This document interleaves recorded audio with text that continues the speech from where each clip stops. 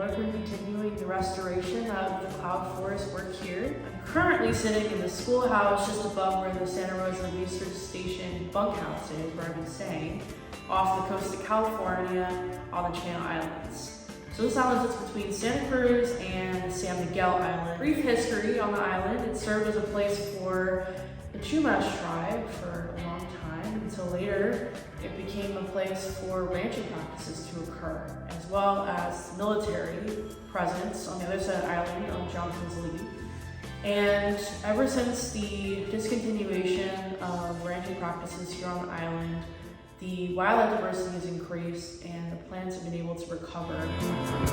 And this required our team to get up very early, pack our bags, and then make the 20-minute drive out from Veterans Bay, where we're staying, to Carrington Point, to take the trailhead and have a GPS to guide us to the transect where we would start collecting data.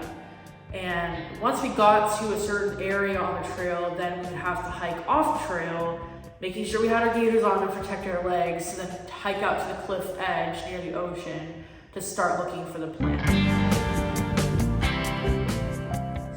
And we were looking at two variations. We were looking at mollis, or camo, and affinis, or cap for short, and we were looking at the traits to compile data. And we saw that they tended to hang out more on the cliff edges near the ocean, or the top of the rolling hills more inland.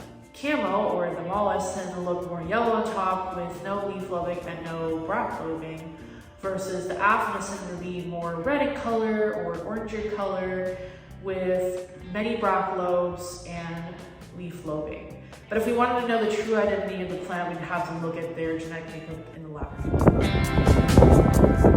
Transects and their grid squares on our device using a field maps application, and once that was paired with a GPS arrow or bad elf, we were then to be able to start flagging in the transect. So the arrow would actually tell us exactly where we were on the map, and on the device we were able to start looking for the edges of each square. And each square was 12.5 meters in length. If we looked at the transect itself in length, width-wise, it was 48 meters wide and about 600 meters in length. So picture each square, or the width of the transect is 4 12.5 meter squares, grid squares across. So we would start with, let's say, start with row 1, A, B, C, D. Those are 4 grid squares. Flag all 4 corners with the orange flags that we had in the field. And they would continue to flag until they saw the Castelleja numbers decrease. And then the other members that were with us in the group were able to start surveying each square. So let's say they start with 1A.